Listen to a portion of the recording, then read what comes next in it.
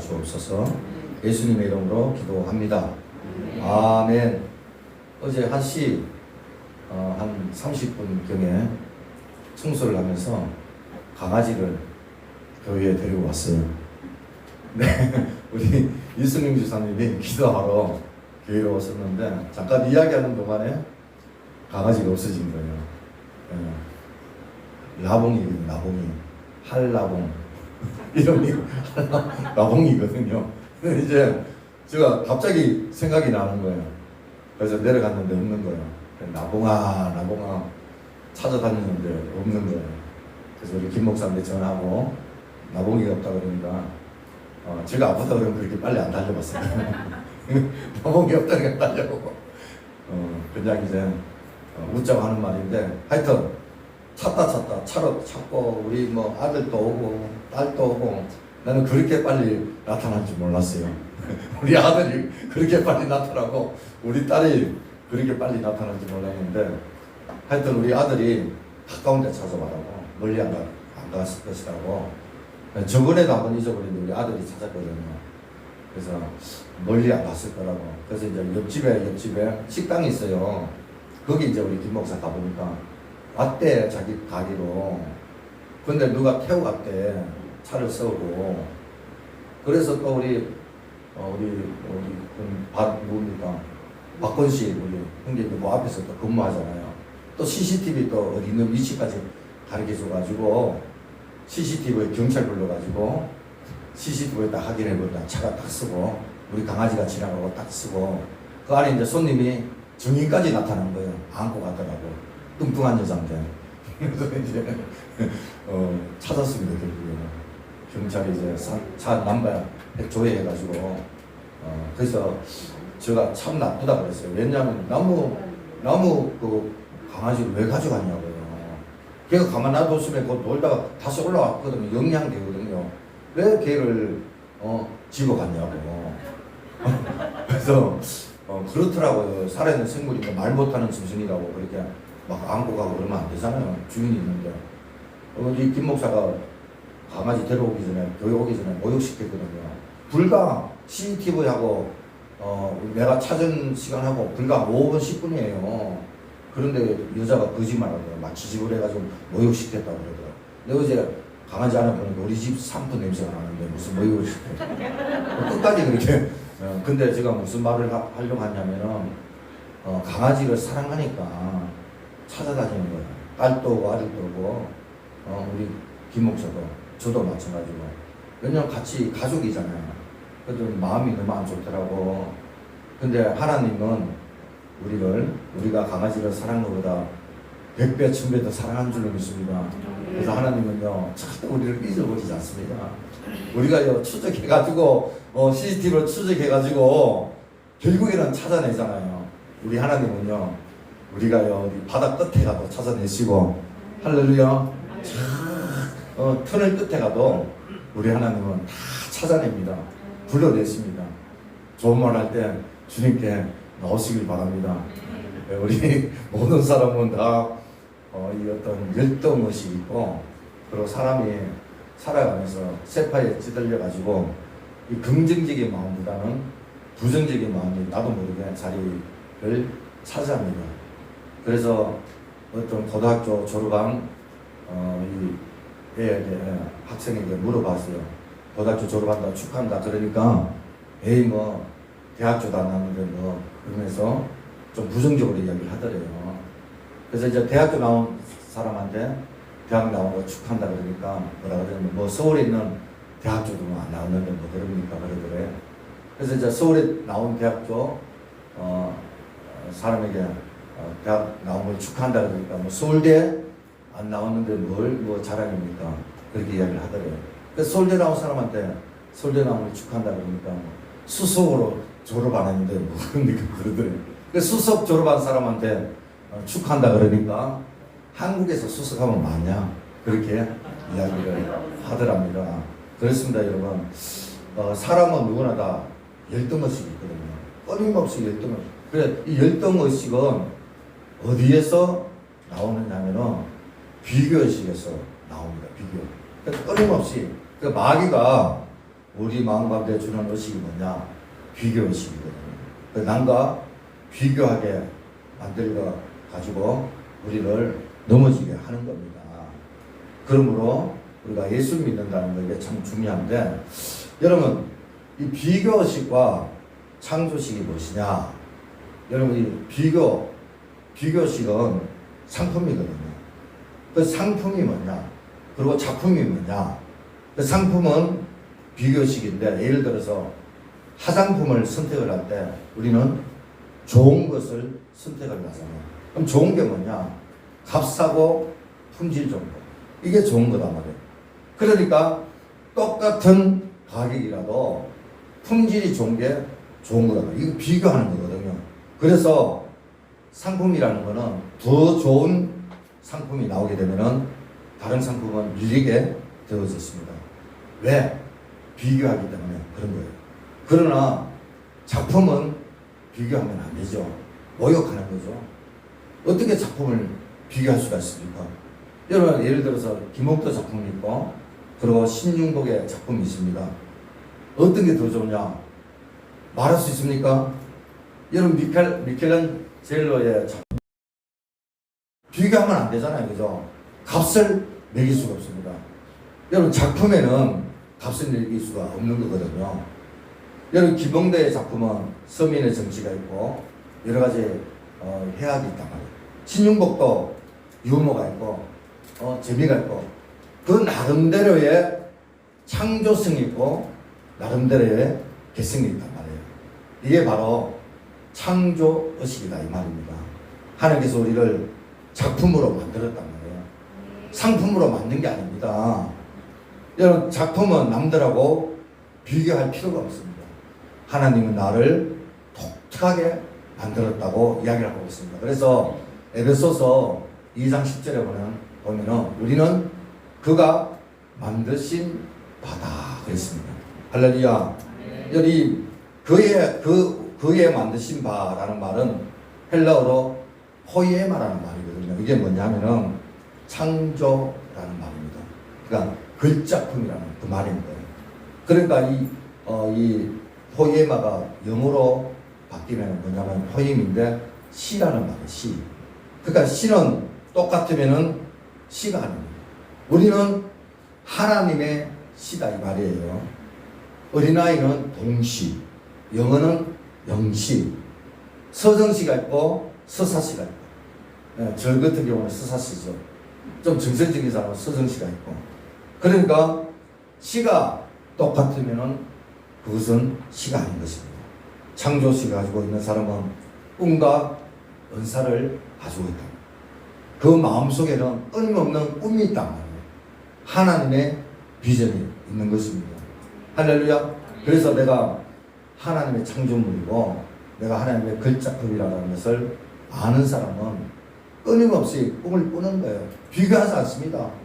왜냐 하나님이 이 세상에 단 하나로 나를 만들었기 때문에, 위대한 작품으로, 사랑받는 작품으로 우리는 사랑을 받기 위해서 태어난 줄로 믿습니다. 그래서 우리는 그가 만드신 바다 그랬다. 창조 의식으로 만들었다. 근데 마귀는 자꾸 우리를 비교하게 만들어요. 자꾸 비교하는 거예요. 그래서 세상에서 마귀가 주는 비교 의식 가지고 있는 사람은 업적을 가지고 놀라는 거예요. 뭐 했니? 뭘 이루었니?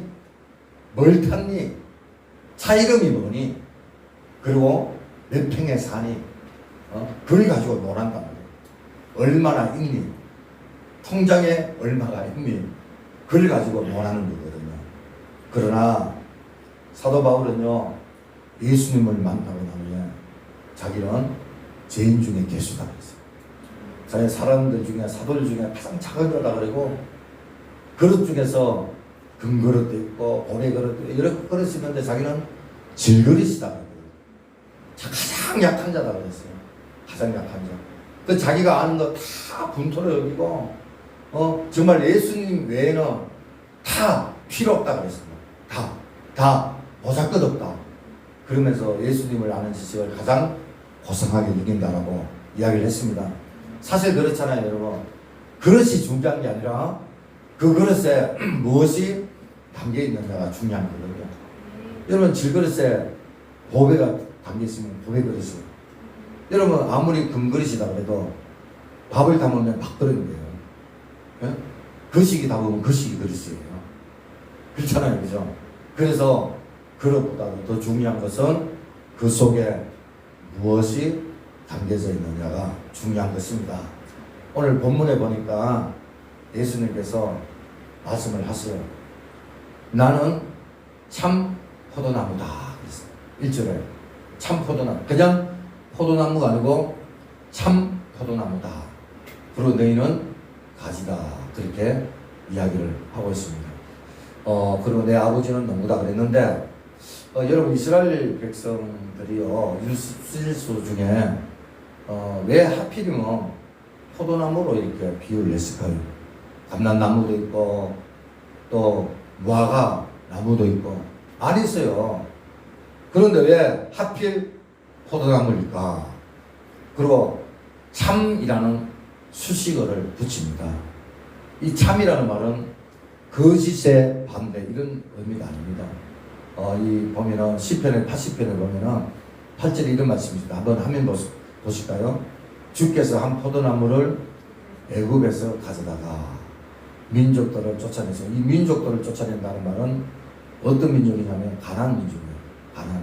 그 가나안 민족을 쫓아내시고 그것을 심어선 나이다. 그러니까 이 포도나무는 구약에는 이스라엘 백성들을 가리켜서 포도나무를 말하고 있습니다. 그런데 예수님께서 보세요. 나는 참 포도나무다. 참포도.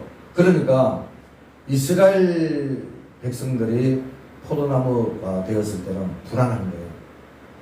뻗떡하면 죄짓고, 뻗떡하면 우성숭배하고, 뻗떡하면 원망불평하고 불안전한 거예요.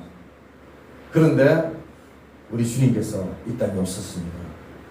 그리고 우리 주님께서 참 포도나무가 되신 줄로 믿습니다. 아마 열매 중에서 가장 풍성하게 열리는 열매가 아마 포도일 겁니다. 그렇잖아요, 그죠? 그래서 예수님께서 포도나무고 우리 아버지께서는 농부다 그랬다. 그러니까 농부하고 포도나무는 완벽한 거예요. 부족함이 없는 거예요. 근데 가지가 부족한 거예요. 그리고 포도밭이 교회다 이렇게 볼 수가 있는데, 자 그러면은 이 2절에 보니까 중요한 거는 무릇 내게 붙어있어 열매를 맺지 아니하는 가지는 아버지께서 그것을 제거해 버리고 그랬다고. 제거. 여러분 이 제거라는 말이 우리가 한국의 단어들 보면은 눈 그러면은, 여러분 눈이라는 게 무엇을 이야기하고 있습니까? 사람의 눈도 있고 겨울에 하늘에서 내리는 눈도 있답니다. 눈 그러면 의미가 달라요. 단어는 같지만. 그 제거해 버리고 이 말은 두 가지 의미가 있습니다.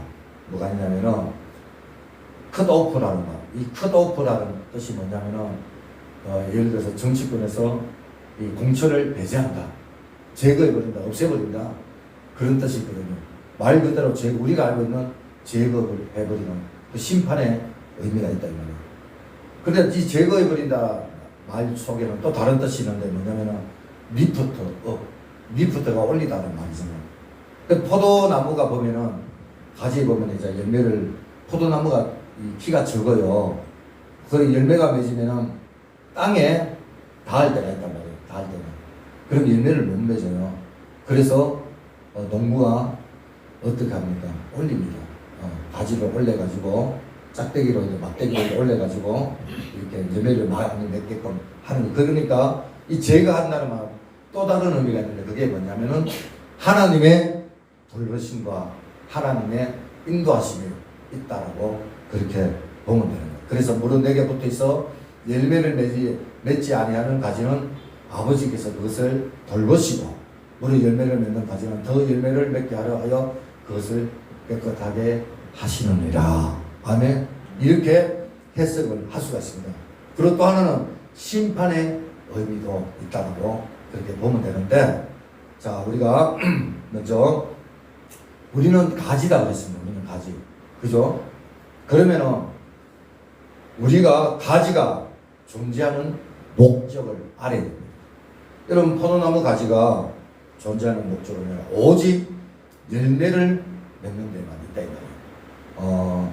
4절에 보니까 내 안에 거하라 나도 네 안에 거하리라. 가지가 포도나무에 붙어있지 않으면 스스로 열매를 맺을 수 없음 같이 너희도 내 안에 있지 않으면 그러하리라. 그런데 이 거한다라는 말이 있거든요. 거한다. 이 거한다는 말이 11절까지 11번이나 계속 사용하고 있고 14절에도 보면은 예수님께서 계속 거한다 이런 말씀을 하시는데 내 안에 거하라 나도 네 안에 거하리라. 가지가 포도나무에 붙어있지 않으면 스스로 열매를 맺을 수 없음 같이. 근데 여기서 나오는 이 열매라는 말은 여러 가지 이제 의미가 있는데 이 열매라는 이 단어 가운데서는 칼포스라는 그런 뜻이 있습니다.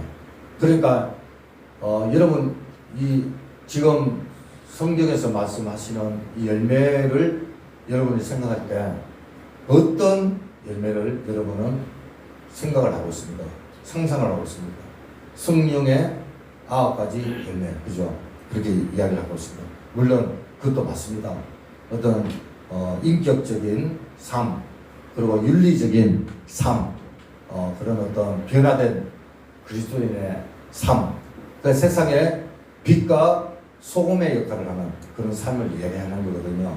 그런데 여기서 말하는 열매는 그 열매, 그런 성령의 열매보다도 그것도 맞습니다.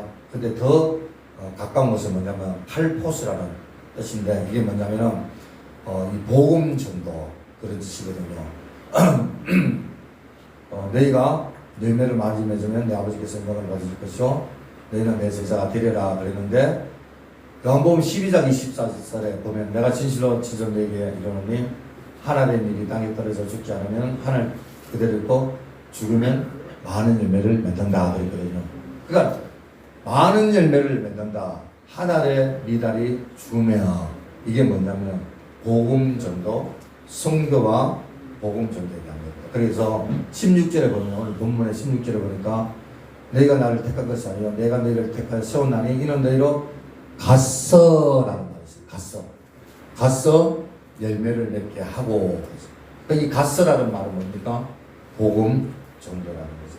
그래서 여기서 말하는 예수님께서 말씀하시는 열매는 바로 선교와 복음 선포에 대한 열매를 이야기하고 있다라고 그렇게 볼 수가 있는 것입니다. 여러분, 우리 그리스도인의 삶의 최고의 목표가 무엇입니까? 하나님께 영광을 돌리는 것. 아멘. 그것이 열매인 거예요. 여러분, 우리가 하나님께 영광을 돌린다. 말만 하고, 여러분 말만 하고 말만 한다고 하나님께서 영광을 돌릴 수 있습니까? 여러분, 거한다라는 말은요, 우리가 예수님 안에 거한다는 말, 교회 안에 거한다는 말이거든요. 교회 안에 많은 사람이 있지만, 그런데 가지가 포도나무에 붙어 있지만은 가짜로 붙어 있는 가지가 있다니까요. 교회에 많이 있어요. 여러분, 우리가 뷔페 같은데 무한리필거리 가서 돼지고기 이렇게 돼지갈비 먹으러 가면은 요즘은 모르겠어요. 옛날에는 전에는 본드로 붙였어요. 본드로. 왜 가짜 돼지갈비가 나온단 말이에요. 본드로 붙여요. 이 가지가 붙어 있는 것 같은데 붙어 있지 않는 거예요. 열매를 못 맺는 거예요. 여러분, 예수님 시대도 마찬가지예요. 예수님께서 그랬잖아요.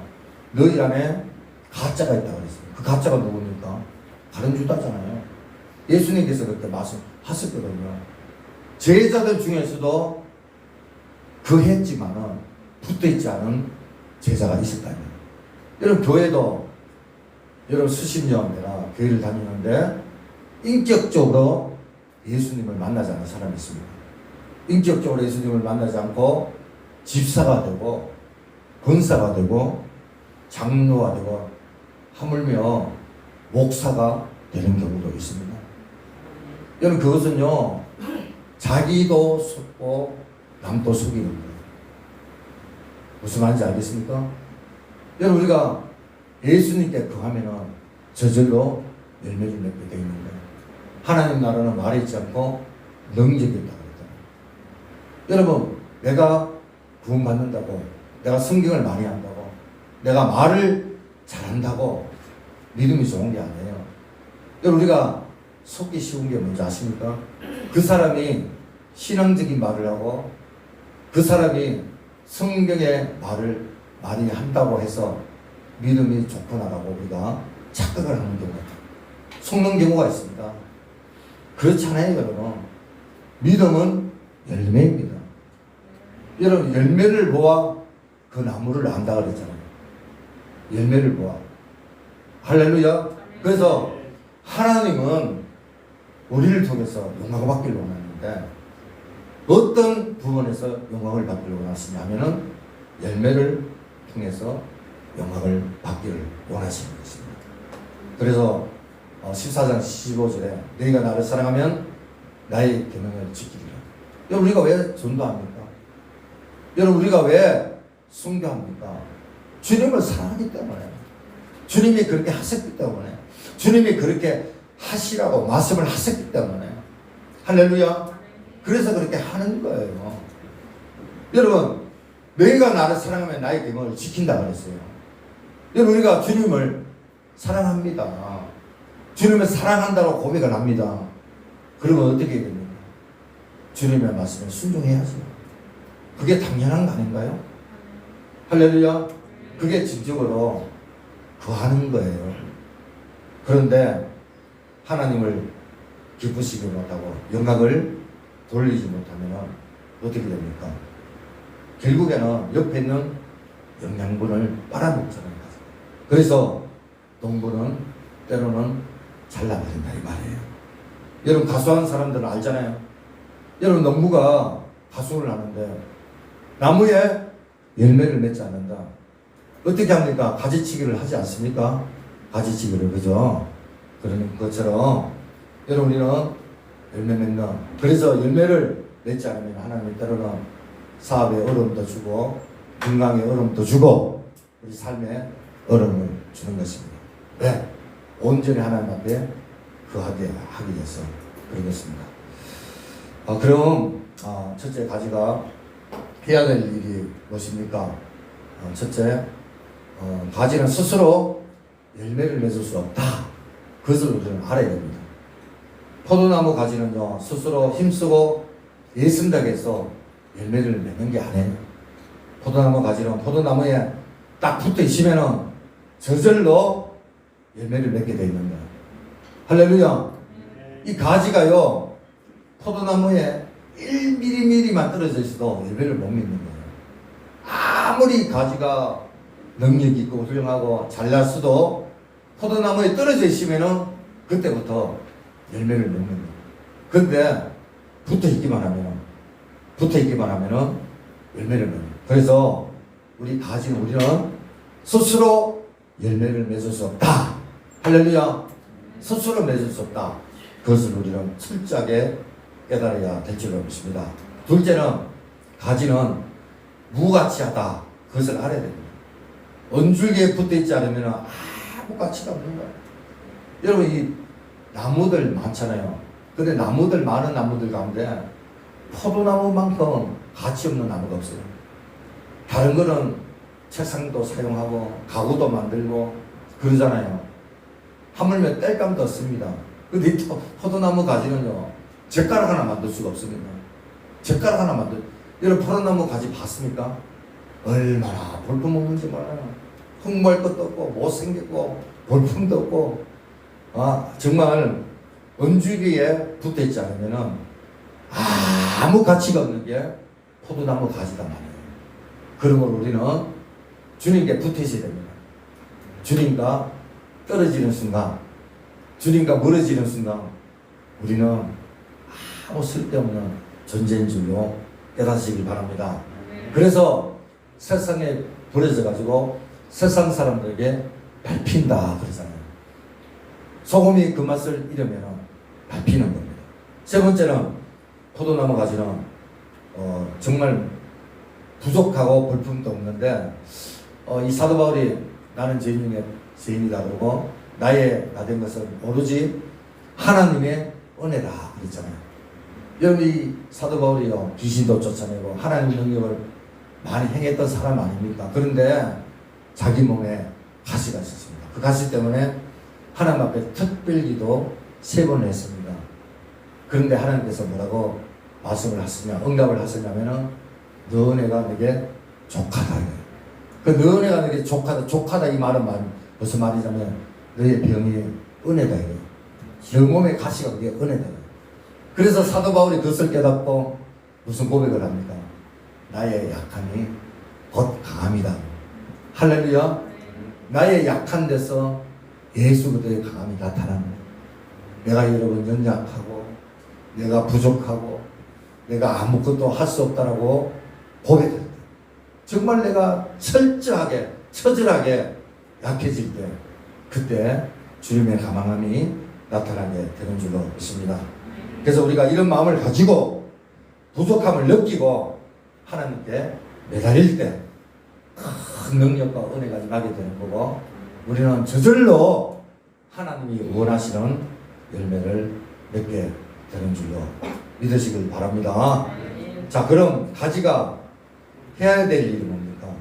첫째, 은줄기에 전적으로 붙어 있어야 된다. 이게 구한다는 말인데, 근데 여러분, 이 구한다는 말은 디스플레이라는 말이 있거든요. 혹시 소 윈도우 부부라는 말 들어보셨습니까? 예, 가짜 부부죠. 남들 때문에, 명예 때문에, 명성 때문에 그냥 사는 척 하는 거예요. 정말 불행한 부부지요. 사랑하지도 않는데, 같이 살지도 않는데, 같이 잠도 자지 않는데, 무늬만 부부인 거예요. 무늬. 그래서 남들 어떤 눈치 때문에 그렇게 사는 건데, 여러분 우리도 그런 어떤 예수 믿는 사람이 있다. 성도들이 있다. 그 마음속에는 예수님을 사랑하는 마음도 없고 예수님에 대한 그런 어떤 인격적인 만남도 없는데 그냥 무늬만 예수 믿는 척하는 거예요. 소인도 부부처럼. 그러니까 우리는 정말 전적으로 우리가 예수님 안에 거해야 되고 붙어 있어야 될 줄로 믿습니다. 그리고 두 번째, 끊임없이 영적인 교통이 이루어져야 됩니다. 여러분 우리는 주님과 성도와의 관계잖아요. 그래서 주님은 신랑이다 그러고 우리는 신부다 그러잖아요. 그죠? 끊임없는. 그래서 이 신부하고 신랑은요 같이 살면 음식도 같아지고요, 맛도 같아지고요, 생활 패턴도 같아지고, 생각도 같아지고, 그리고 생긴 것도 닮아갑니다. 부부들 보면 닮았다 그런 말 하잖아요. 닮아가거든요. 그리고 뭐라 그래?